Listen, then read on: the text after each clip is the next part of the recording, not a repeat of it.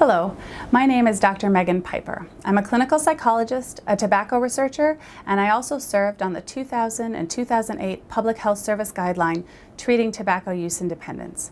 We know that you want to help your patients quit, but we also know that the vast majority of patients aren't ready to quit when they're coming in to see you. But that doesn't mean that there's nothing you can do to help them get ready to be successful and hopefully make a quit attempt sooner than they would have if you hadn't discussed the issue at all. And we know providers aren't exactly sure how best to discuss this issue. People are concerned about putting smokers off, not wanting to upset or frustrate their patients. So what my colleagues and I have done is we've developed a worksheet that's an easy way for you and your patients to just have a non-threatening conversation about smoking that can open the door to future interventions that might be helpful when they're ready to quit. So we have the Thinking About Change worksheet. And what we have here are a way for you to approach these questions in a non-threatening manner. So the first thing to talk about is, why does the patient like smoking? We know that there are reasons that they keep smoking. If they didn't like it, they would probably have been able to quit by now. So talk about that. Acknowledge why they like their smoking. But then, if you were to quit in the future, what might be some reasons why you would make a quit attempt? And then try and talk about what's getting in the way of quitting. Why is it that you haven't been able to make a quit attempt since then? It might be related to the fact that they really like it. It might be related to barriers such as the cravings are so terrible, or I just don't know how I'd function if I didn't have my cigarettes. Either way, your understanding of where they are is going to help you as you try and provide the appropriate interventions. After understanding their smoking a little bit more, you can offer them different ways to change their smoking, change their patterns, change the way they approach their cigarettes. You could talk about cutting down, maybe getting rid of 1 or 2 cigarettes a day over the course of a couple weeks and seeing how that goes. You can talk about starting to use nicotine replacements. Use a mini lozenge or piece of gum instead of a cigarette once in a while, or even try the patch. The FDA has shown that this is safe to do, it's safe to use NRT while you continue smoking, and it might be that this will give your patients some of the self-efficacy that they need to be able to make a quit attempt. They might want to stop smoking in certain places. Maybe they're going to combine stopping in the car with using a mini lozenge when they're in the car instead. Anything you can do to get them to start making changes and see that they can be effective. And finally, you might suggest that they just delay that first cigarette. See how long they can go before they have it. Anything to change the patterns, anything to reduce the number of cigarettes so that when they do try to quit, it will hopefully be easier.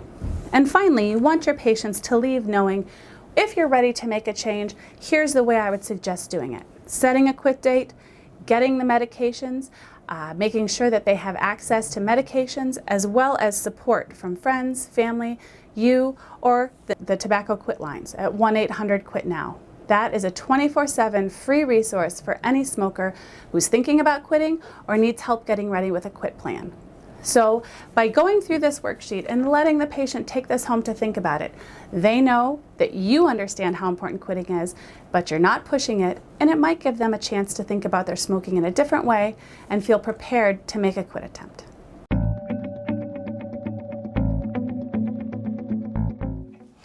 All right, Steve, so we're just about done with your appointment today, but there's one more thing I want to cover, and that's your smoking.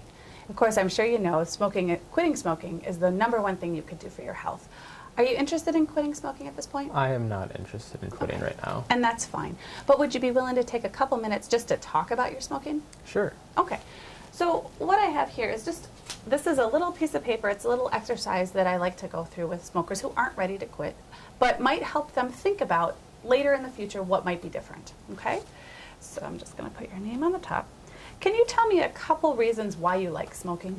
It really helps me when I'm really stressed out, and Okay. just kind of gives me something to do with my friends. Okay, so stress relief, something you do with friends.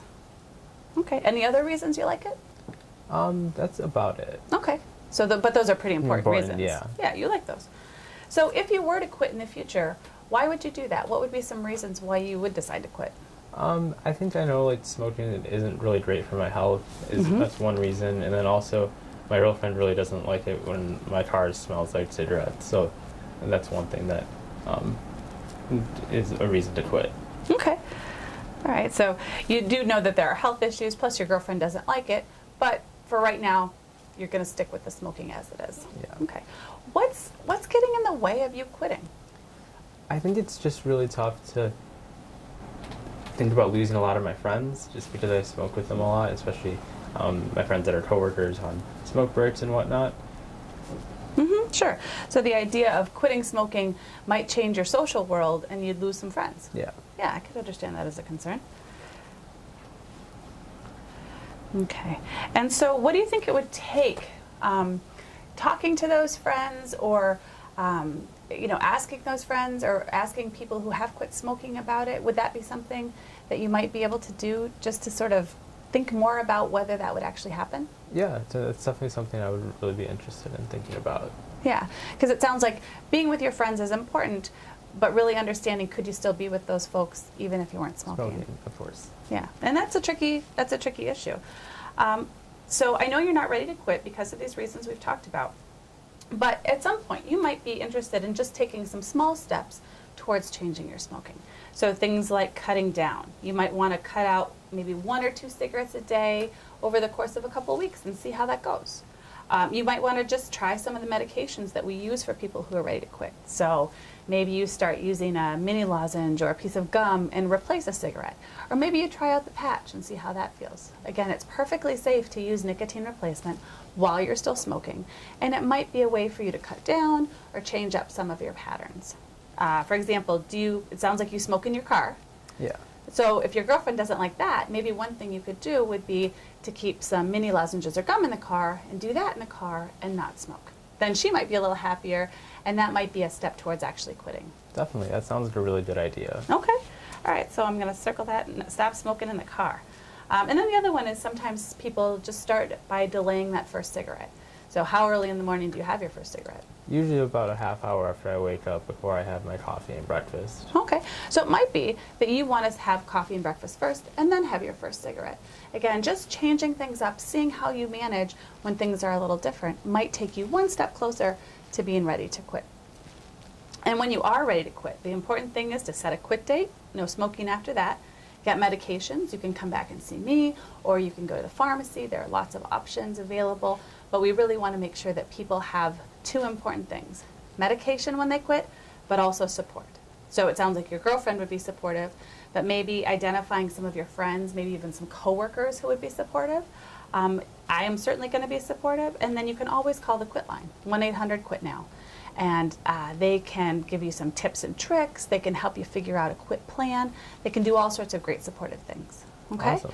So I really appreciate you taking a couple of minutes to listen and to help me understand more about your smoking. When you are ready, I'm certainly here to help.